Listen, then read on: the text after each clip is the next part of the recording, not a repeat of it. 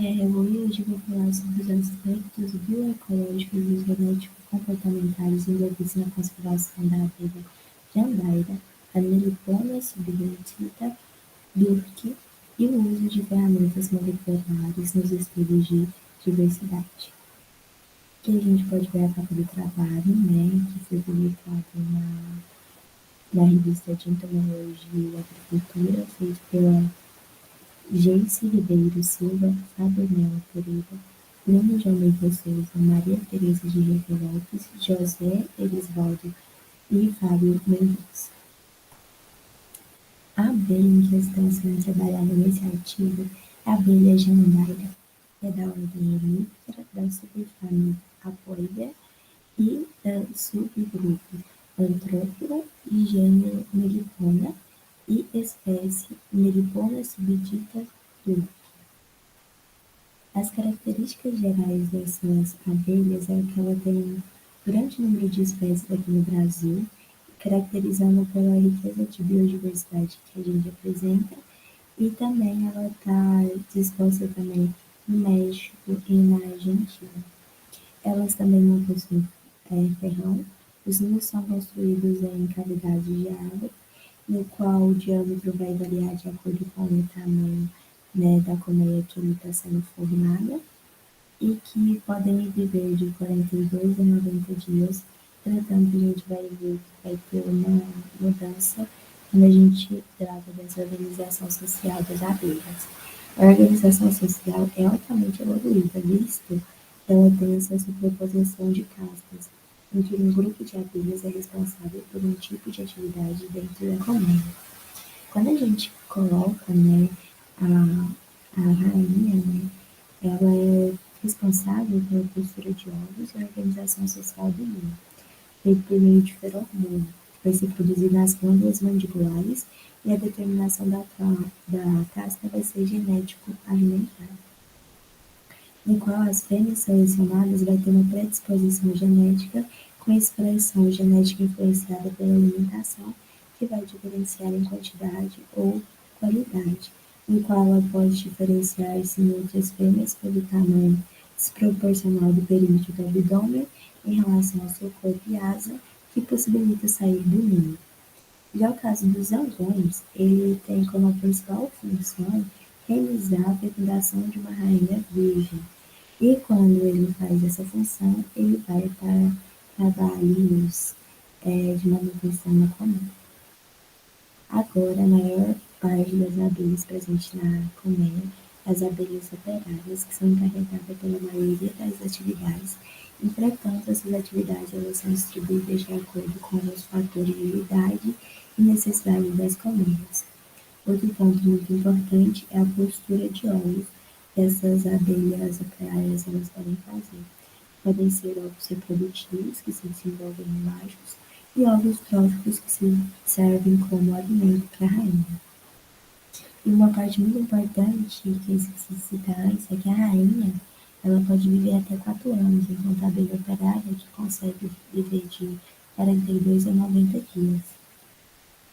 Aqui a gente vai ver, né, a colmeia de uma abelha, aqui a gente vê, né, os favos de cria, e aqui os postos de armazenamento do mel, e aqui, ó, na letra A, uma abelha operária, para a gente distinguir como uma rainha ela é maior, né, em questão de comparação com uma abelha simples operária.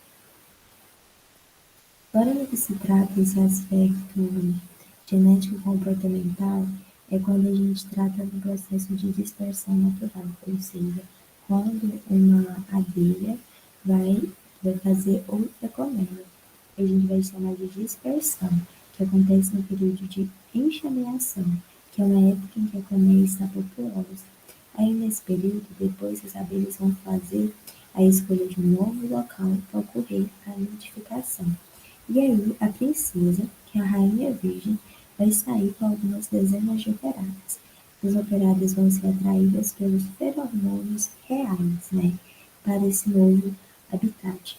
A colmeia vai ser firmada somente quando a princesa realizar o voo nupcial e for fecundada pelo zangão. Esse processo vai demorar cerca de 15 a 110 dias e vai depender de como a colmeia-mãe vai disponibilizar materiais como alimentos para a construção dessa nova colmeia. A importância dessa abelha no nosso cenário é que ela tem a produção, né, de mel e polinização, como você tratado a seguir, e principalmente porque elas são bastante maleáveis em relação à nidificação, que é uma espécie em que a moradia dela, né, vai ser principalmente em árvores. Então, se a gente tiver árvore ali naquele meio de cultura, naquele meio agrícola, a gente vai ter, então, é, a produção de pólen para auxiliar na agricultura. Também tem um baixo custo de implantação dessas abelhas, que elas podem ficar, né, em cativeiro para auxiliar na agricultura daquele local.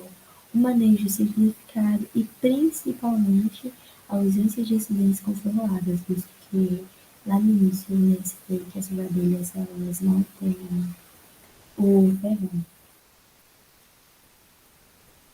Um ponto muito importante também agora, né, a abelha, sempre que a gente pensa em abelha, a gente pensa em produção de mel, em que ela tem uma grande valia, principalmente pela questão nordestina, né, em que tem várias características peculiares, que vão desde propriedades organolépticas até caráter medicinal, citado pela cultura popular, em que ela vai poder, né, auxiliar em melhora de cicatrizações e combate antimicrobiano e ferimentos infecciosos. Já quando a gente trata dessa parte de polinização dos cultivos, a gente vai ver em que o pólen, né, ele aumenta a produção agrícola, aumenta o vigor da espécie vegetal, enquanto a gente fala de frutos, né, vai ter um ganho de peso e diminui a incidência de frutos com malformação. Todos esses pontos foram tratados quando eles fizeram um experimento, né? Eles procuraram em outros artigos, vendo que tem uma boa adaptação, principalmente em aquelas casas que têm, né, a colmeia com a classe da abelha jandaia, que uma pequena horta vai ver uma grande diferença na cultura de pimentão. Pimentão, sempre que a gente vai no mercado, a gente vê que ele está bastante retorcido, bem, né, leve, e aí eles viram que a incidência vai ter, né, esse ganho de peso e menor incidência desses frutos com má formação. Um ponto muito importante que fez esse artigo, né, em especial, é levantar essa questão da ameaça da jandaia. A jandaia está principalmente presente ali no nosso cenário nordestino. E é lá onde a gente vai ter os maiores índices, né, de desmatamento, os índices de criminalidade de agrotóxicos, extrativismo. Todos esses processos de depredação ambiental vai ameaçar a espécie, né, dessa abelha jandaira, que vai tender, né, a isolar essas populações, porque quando a gente fala da habitação, ela vai, quando ela vai construir uma nova colmeia, nunca é muito longe, é sempre em áreas próximas, então se a gente desmatar uma parte ali, a gente vai isolar essas populações, então vai ter uma queda da variabilidade genética, uma redução na capacidade adaptativa da espécie, porque elas sempre estão juntas, né? Então, quando a gente pensa nesse ponto também, quero voltar aqui que eu esqueci de falar uma coisa, é que, né, principalmente quando a gente tem menos polinizadores, a produção agrícola de plantas, a produção vai tender a cair. E quando no título mesmo já, né, tem tratamos marcadores moleculares, né, que é uma ferramenta avançada na estimativa das perturbações contra essa espécie, baseada principalmente no controle e preservação das abelhas em análise populacional e genética. Esses marcadores eles são baseados em DNA genômico e é fundamental para a estimativa de como essa população está no meio. E apenas em 1980 vai surgir marcadores baseados na amplificação do DNA in vitro. e de uma forma em geral. Que quando a gente vai falar dos microsatélites, que é uma poderosa ferramenta de ampla popularidade no meio científico, vai ver que esses microsatélites, quando voltados para a abelha, né, para a janaia, ela tem uma melhor forma de coletar as informações para controle da espécie, elas possuem um alto custo, a técnica avançada de biologia, né, que vai ter que ser empregada para desenvolver esse microsatélite e que pode ser utilizado para melhoramento genético, né, aumentando a nossa produção agrícola, por exemplo, e as informações principais fornecidas vão ser características tipo dominância, polimorfismo, herança mendeliana. Esse microsatélite ele pode ser utilizado, né, para diagnóstico médico, mapeamento genético, genética populacional, conservação. E um ponto muito importante, né, que apenas em 1993 seu uso começou em abelhas. Olha que a gente vê quando a gente faz marcador específico para a gente trabalhar, é, o a mão na massa, né, com essas pesquisas, e tudo foi apenas em 1998. Então, a gente pode ver que dedicou muito tempo, né, muito estudo para a gente fazer esses marcadores e também ver que atualmente a gente já tem apenas 5 disponíveis, né, ainda mais por ser tão importante, né, igual a gente vê que ela está em ameaça porque está tendo muito desmatamento, então a gente só tem 5 para fazer esses controles, né, de população genética para a gente preservar essas abelhas, é, virou uma questão muito grande, porque o custo é muito alto, então o que valeria mais a pena? Deixar acontecer ou achar outras formas. Uma forma que eles achou de, de ter esses dados é a transferência de marcadores entre as espécies, quando a gente utiliza um primer heterônico, ou seja, de outra espécie, mas que tem algumas características em comum. Entretanto, eles viram que pode ter a perda de conteúdo informativo. Foram fazendo um apanhado, né, de todo o trabalho. Esse trabalho vai trazer essa abelha que é muito importante na nossa questão agrícola, né?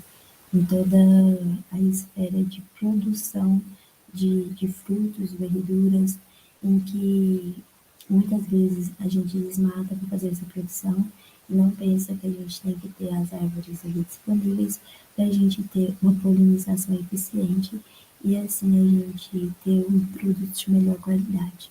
E aí a gente vê, né, que todos os cientistas, os biólogos, estão tentando achar formas de preservar essa abelha, porque ela é muito importante no nosso cenário